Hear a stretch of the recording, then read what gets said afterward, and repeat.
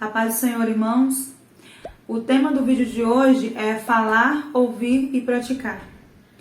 Na palavra do Senhor existem vários versículos, várias orientações que Deus nos dá a respeito de falar com Deus, ouvir a voz de Deus e colocar em prática tudo aquilo que o Senhor nos ensina. Eu quero começar lendo Mateus 6, versículo 6, que diz assim: Tu, porém, quando orares, vai para o teu quarto e após ter fechado a porta, orarás a teu pai, que está em secreto. E teu pai, que vê em secreto, te recompensará plenamente. Mateus 6, Jesus nos ensina aqui onde e como nós devemos orar. Quando Jesus nos chama para falar com Ele, né? Que ele nos chama para estar com Ele. Quando você quiser falar comigo, fale no seu secreto. Vá para o seu quarto, feche a sua porta. E eu, que estou em secreto, né? E o teu pai, que está em secreto, que te vê em secreto, te recompensará publicamente. Mas quando Jesus fala isso, ele está dizendo, você só tem que orar dentro do seu quarto, com a porta fechada? Não. Aqui ele está combatendo uma hipocrisia. Aqui ele está combatendo, ele está condenando a oração pretensiosa. Condenando aquela oração que nós fazemos que é vazia. Aquela oração que não é a oração, que não é a vontade de falar com Deus para conhecê-lo melhor. Mas aquela oração pretensiosa, aquela oração ostentativa, que eu quero orar para mostrar que eu oro. Aquela oração para atrair a atenção das outras pessoas para mim. E nisso Deus fica em segundo plano, porque nesse tipo de oração, que Jesus está condenando aqui, a oração hipócrita, eu quero ser visto. E no entanto ele está orientando a entrar no quarto e fechar a porta. Ore verdadeiramente, que o seu pai que te vê em secreto vai te recompensar. Mateus 7, 24 e 27 diz assim: hoje nós vamos passear pela Bíblia e ver o quanto Deus nos chama para esse momento de ouvir a palavra dele, falar com ele e colocar em prática. Ouvir a voz dele. Mateus 7, 24 ao 27 diz assim: assim, todo aquele que ouve estas minhas palavras e as pratica será comparado a um homem sábio, que construiu a sua casa sobre a rocha. E caiu a chuva, vieram as enchentes, sopraram os ventos e bateram com violência contra aquela casa. Mas ela não caiu, pois tinha seus alicerces na rocha. Pois todo aquele que ouve essas minhas palavras e não as pratica é como um insensato que construiu a sua casa sobre a areia. E caiu a chuva, vieram as enchentes, sopraram os ventos e bateram com violência contra aquela casa. E ela desabou, e grande foi a sua ruína. Então, Jesus aqui está falando sobre um homem insensato que ouve as palavras dele e não as pratica. E ele fala sobre o homem que constrói a sua casa sobre a rocha, que é o homem sábio, que ouve as palavras de Deus e as pratica. Jesus ele nos chama para falar com ele e para ouvir dele. Ouvir as palavras dele e praticar as palavras dele. Então há uma reação nisso tudo. Nesse relacionamento que ele nos chama para ter com ele, é um relacionamento de ouvirmos a voz dele e reagir de alguma forma quanto a isso. Não apenas edificar nossa casa sobre a areia, onde quando vier a tempestade ela não ficará de pé. Ou ouvir a voz de Deus, ouvir a palavra de Deus e não guardá-la no nosso coração. Jesus está dizendo que se nós praticarmos o que ele ensinou, construiremos alicerces na nossa vida que subsistirão as mais árduas tempestades. A palavra de Deus é o alicerce. O guardar a palavra de Deus no nosso coração para não pecar contra ele, como diz em Salmo 119, 11, é o alicerce. Tudo se baseia nisso, de ter a palavra de Deus solidificando o nosso espírito, fortalecendo o nosso homem interior. As tempestades com certeza virão, e o que vai definir é se eu estou fortalecido com a minha casa sobre a rocha ou com a minha casa sobre a areia. A pergunta é: você tem alicerçado bem, você tem alicerces bem fundamentados para resistir nas tempestades? Como estão os seus alicerces hoje? Eles estão bem fundamentados na palavra? Ele irá resistir quando vier o dia mau, as tempestades vierem? Você vai resistir, você vai permanecer fiel, firme diante do Senhor? Existem dois elementos que fazem esse alicerce firme. O primeiro elemento é manter uma vida de intimidade com Deus. O segundo elemento para o alicerce da nossa vida ser firme é ouvir a voz de Deus. Em Mateus 13, no versículo 9 diz: aquele que tem ouvidos para ouvir, ouça. Tudo no reino depende de ouvirmos ou não a palavra de Deus. Tudo no reino depende de como está os seus ouvidos e o seu coração, e como você está reagindo diante da palavra de Deus, diante do que você está ouvindo, diante do que está sendo pregado para você, diante do que você está lendo, diante do que Deus está te falando, quando no seu secreto, como você está reagindo a isso? Tudo muda quando ouvimos algo de Deus e agimos segundo a sua palavra. Essa é a fonte da vida eterna, onde adquirimos autoridade. Essa é a fonte da sabedoria, da compreensão e da direção de tudo o que fazemos na vida, a palavra de Deus. Ela é o nosso norte, o relacionamento com o Senhor, a direção que o Senhor nos dá, os nossos ouvidos sensíveis, esse é o nosso norte, é quem nos dá a direção, o Senhor. É maravilhoso conversar com Deus, mas é ainda melhor quando Ele fala conosco. É ainda melhor ouvir de Deus. Quando falar com Deus é bom, quando Deus nos chama, vá para o seu quarto, feche a sua porta, ore a mim, que o seu Pai que estiver em secreto te recompensará. Mas é ainda mais maravilhoso quando nós calamos as vozes dentro de nós, do nosso coração, e ouvimos a Deus. Não tem comparação. Quando nós ouvimos a voz de Deus, quando nós discernimos a voz de Deus das outras vozes. As coisas não mudam quando eu falo com Deus. As coisas mudam quando Deus fala comigo.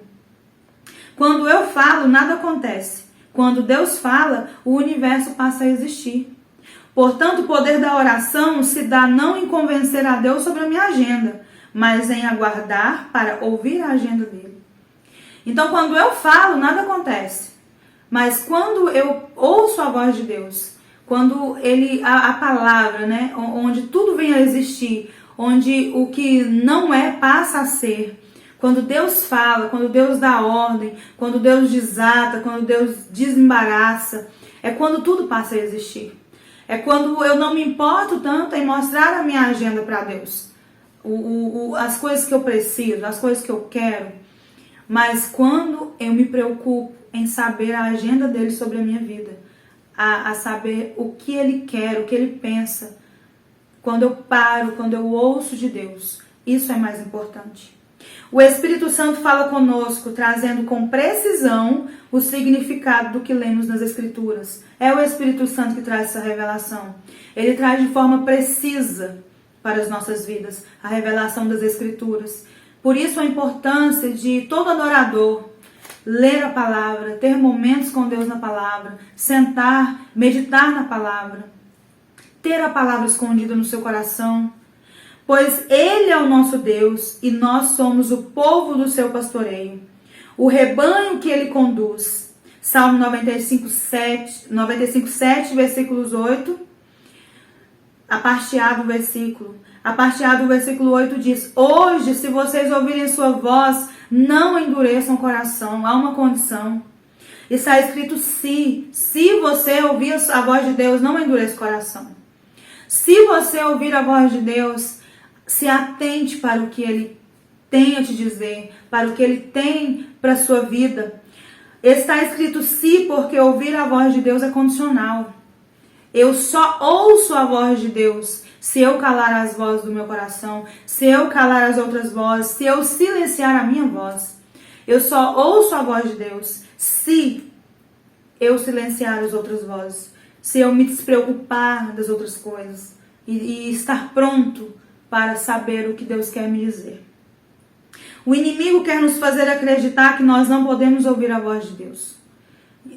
Continuamente nós temos essa guerra na nossa mente, da dúvida querer entrar no nosso coração, de o inimigo estar tentando nos fazer desacreditar que o Senhor quer falar conosco, que o Senhor quer se revelar a nós. Isso é uma grande mentira, é uma mentira do diabo. Porque em João 10:27 Jesus diz: as minhas ovelhas ouvem a minha voz, eu as conheço e elas me seguem. Então lembre-se sempre desse versículo que Jesus disse. As minhas ovelhas ouvem a minha voz. Nós somos ovelhas do rebanho de Jesus. As ovelhas dele ouvem a voz dele. Ele nos conhece e nós o seguimos. É isso que ele está falando. Nós ouvimos e em seguida praticamos. Então nós temos que entrar para o nosso quarto, nós temos que calar as vozes dentro de nós, falar com o Senhor e calar as vozes do nosso coração para ouvir do Senhor.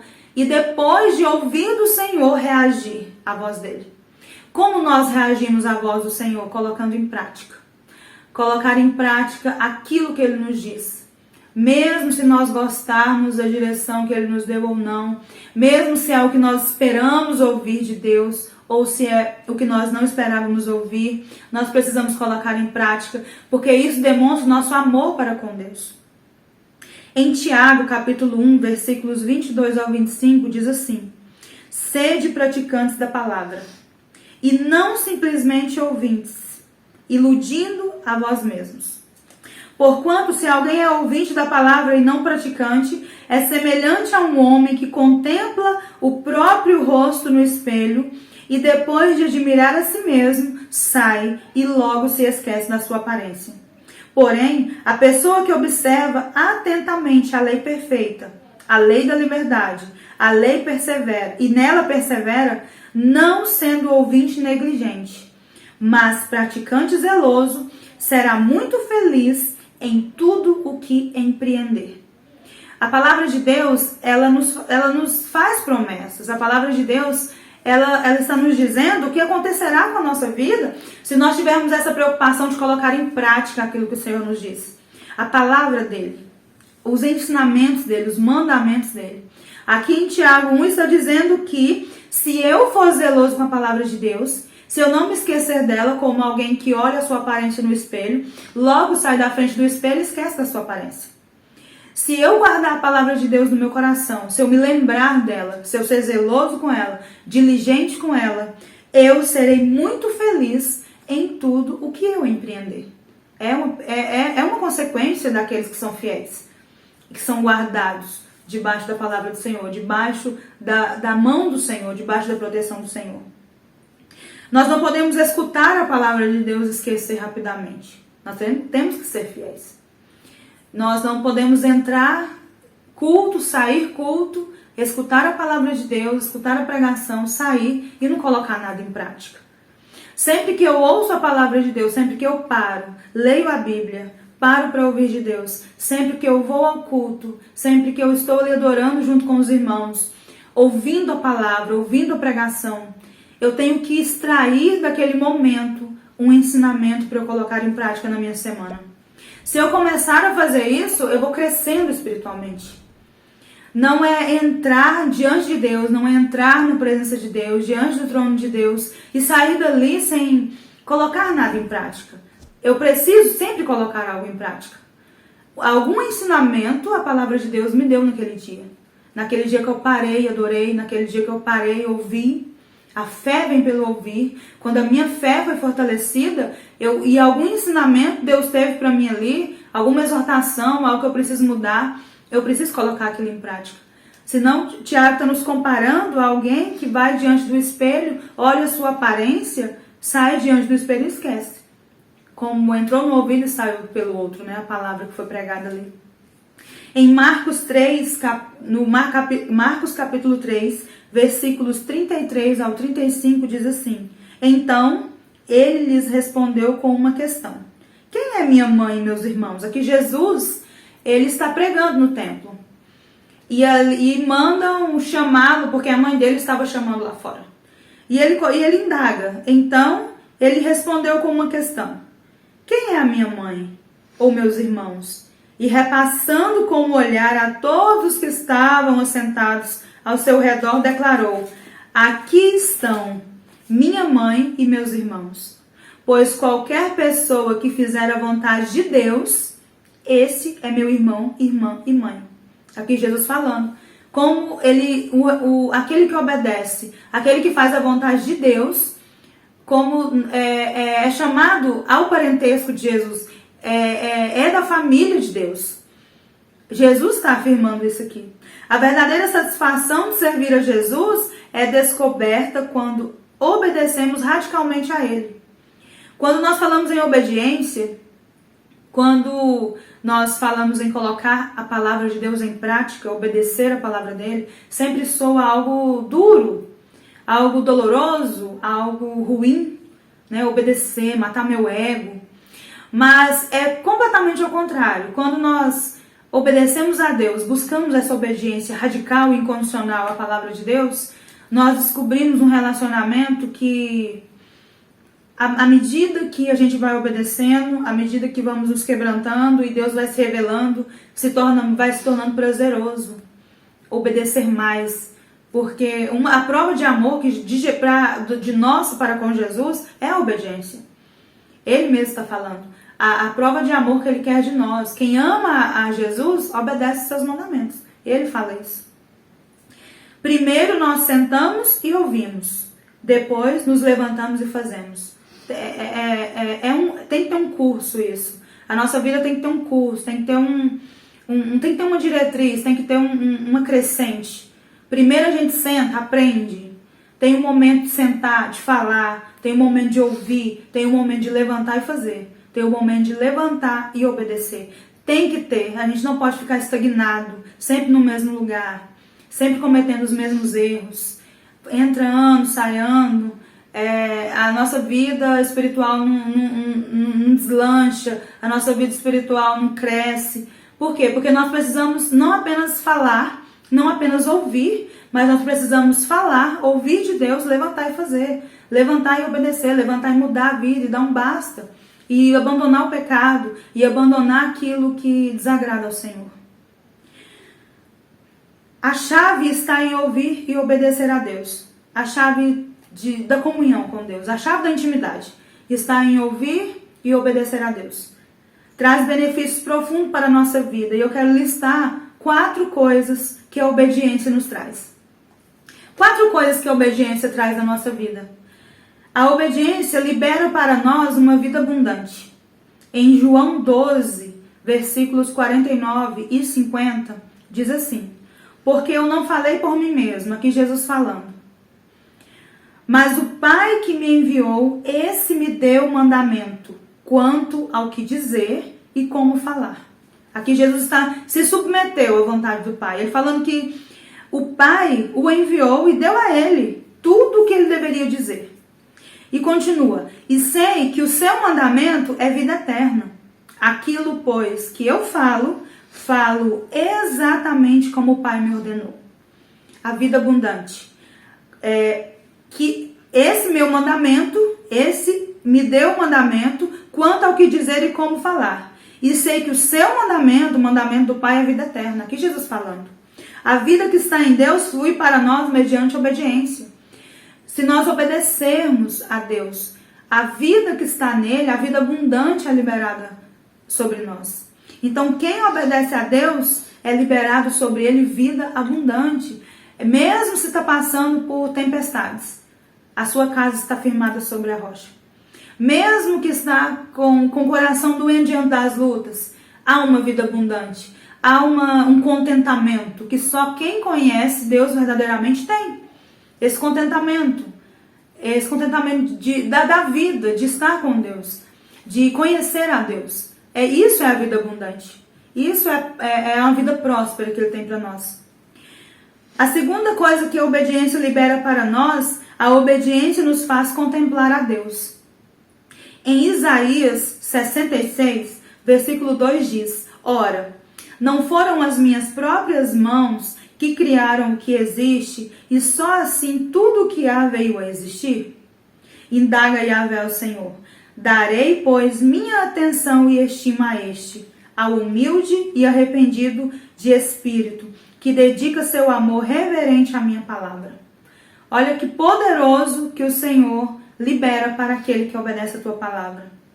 Darei, pois, minha atenção e estima. Os olhos do Senhor se voltam para o obediente. Os olhos do Senhor se voltam para aquele que está matando a sua carne todos os dias para ser obediente a Deus. Eu acho lindo quando fala, darei, pois, minha atenção e estima a este. A quem? Ao humilde e arrependido de espírito, que dedica seu amor reverente à minha palavra. Deus olha com especial interesse para quem é obediente.